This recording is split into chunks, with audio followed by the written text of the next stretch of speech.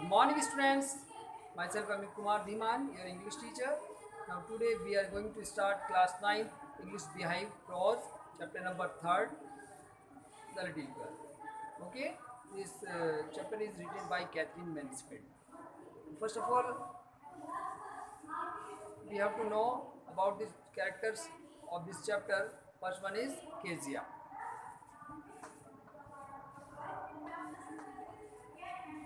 Who is the little girl? Little girl. The second one is her father. Okay, तो यहाँ पर main protagonist जो हैं Kezia है यहाँ पर और उसके फादर हैं। ओके स्टूडेंट्स, तो यहाँ पर क्या दिखाया गया है इस चैप्टर में, जो केजिया के फादर हैं बहुत ही स्ट्रिक्ट बिहेवियर वाले पर्सन हैं और वो केजिया को अपने स्ट्रिक्टनेस के थ्रू उसको बिहेव में चेंज लाने की कोशिश करते हैं, जिससे वो कभी उसके अंदर वैसा परिवर्तन ना आए जिससे वो हमेशा सुधरी रहे। मतलब कभी भी वो पढ़ाई की तरफ से उसका रुझान कम ना हो या कोई ऐसा अननेसेसरी वर्क ना करे जिससे वो उसका फ्यूचर खराब हो। Okay students, now we start the lesson. And this story is about a little girl whose feelings for her father change from fear to understanding will probably find an echo in every home. यानी ये कहानी एक छोटी सी लड़की के बारे में है जिसकी अपने पिता के बारे में भावनाएं डर से समझदारी में बदल गई हैं। यानी वो लड़की अपने पिता से बहुत ही ज़्यादा डरती थी। केजिया जो थी अपने फादर से बहुत ही ज़्यादा डरती थी। हर वर्क जो थी डरते डरते काम करती थी वो उससे। तो शायद ये चीज़ हमारी सभी घरों में देखने को मिलती है, मोस्टली पहले ज़्यादा मिलती थी। Now we start the paragraph. To the little girl, he was a figure to be feared and avoided. Feared means डरना। यानी उस छोटी लड़की के लिए जो उसके पिता थे वे डरने लायक थे। यानी उनसे बहुत डर लगता था उसको तथा और उनसे बचने लायक व्यक्ति थे वे। Every morning before going to work, he came into her room. यानी प्रत्येक सुबह जब वे काम करने के लिए जाते थे उसके पिता केजिया के, तो सबसे पहले क्या करते थे वे उसके रूम में आते थे केजिया के, and gave her a casual kiss, और वो उसको एक किस करके जाते थे। To which she responded with goodbye father, और उसका वो उत्तर जो देती थी वो उसको गुड बाय कहकर, गुड बाय पापा कहकर देती थी। And oh there was a glad sense of relief when she heard a noise of the carriage drawing fainter and fainter down the long road. Oh, जब वह उनकी गाड़ी की आवाज़ लंबी सड़क पर दूर जाते हुए कम हो जाती थी तो उसे बहुत ही ज़्यादा खुशी होती होगी। In the evening when he came home, she stood near the staircase. और जब वे शाम को अपने घर लौटते थे उसके पापा केजिया के, तो क्या होता था कि वो स्टेयर केस जो सीढ़ियाँ होती हैं उसके पास में वो खड़ी रहती थी। And heard his loud voice in a hall, और हॉल में बहुत उसकी जोर से उसके पिताजी की जब आवाज़ होती थी उसको सुनती रहती थी। वो क्या कहते थे ज़्यादातर, वो bring my tea into the drawing room, यानी मेरी चाय ड्राइंग रूम में ले आओ। Hasn't the paper come yet, क्या पेपर अभी तक नहीं आया है। Mother go and see if my paper is out there. तो क्या होता था कि जो पेपर बाहर पड़ा हुआ है उसे उठाओ, and bring me my slipper, और मेरे लिए वो जो चप्पल पड़ी हो उसे उठा के लाओ। Kezia mother would call to her, यानी केजिया की मम्मी ने उसको केजिया को आवाज़ लगाई कि केजिया सुनो, if you are a good girl you can come down and take off father boots. अगर तुम एक अच्छी लड़की बनना चाहती हो तो क्या करना है तुम्हें, तो तुम नीचे आ सकती हो और अपने पापा के जो शूज़ हैं, बूट्स हैं, उन्हें उतार सकती हो।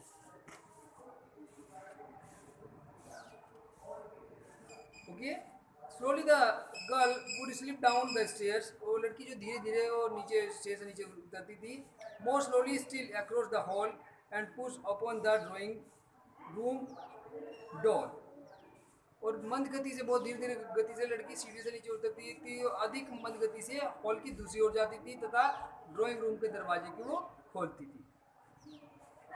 अब क्या होता है, by that time he had his spectacles on and looked at her over them in the way that was terrifying to the little girl. उस समय तक जो पापा ने अपना चश्मा लगा लिया था और उसने लड़की की ओर इस प्रकार से देखा कि वह डर गई।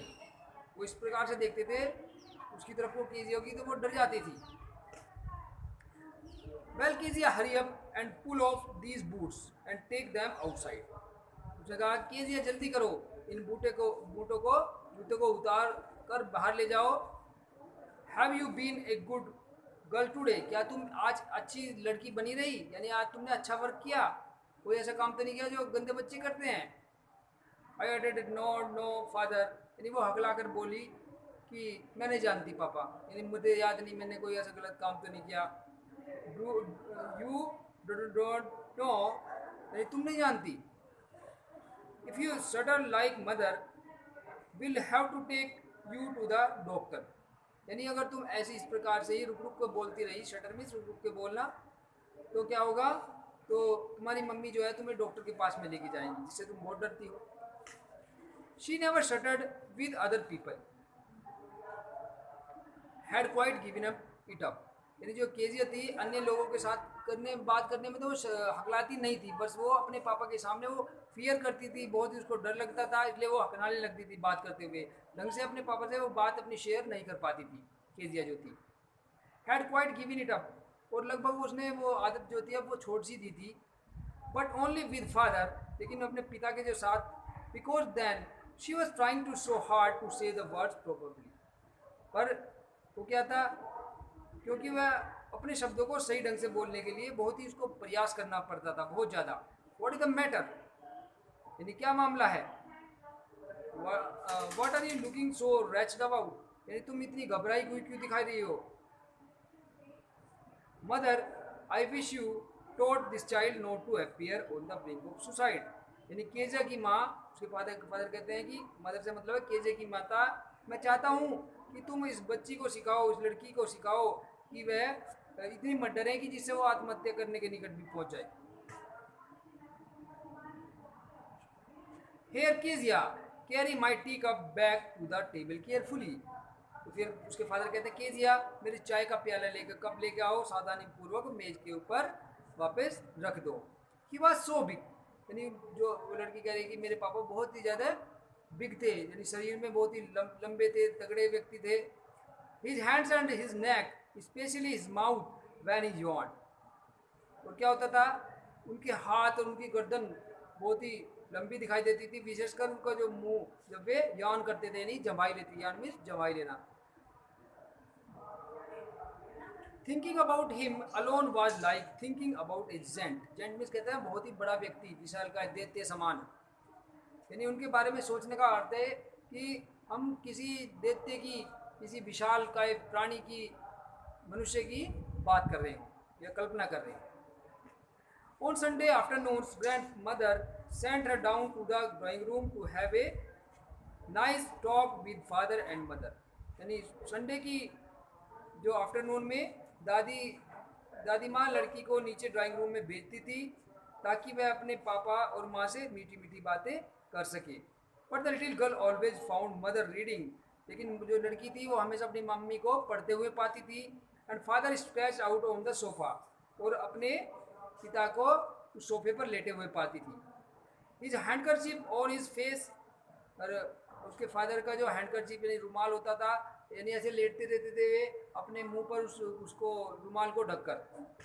His feet on one of the best cushions, और उनकी टांगे जो सबसे अच्छी गद्दी के ऊपर, कुशन के ऊपर पड़ी रहती थी। स्लीपिंग साउंडली एंड स्नोरिंग, और क्या करते थे, वे गहरी नींद में खराटे लेते हुए सो रहे होते थे। She sat on the stool, Kezia एक स्टूल पर बैठ जाती है। ओके स्टूडेंट्स, तो नेक्स्ट जो पार्ट है इस चैप्टर का नेक्स्ट वीडियो में करेंगे। Okay, take care, bye bye students.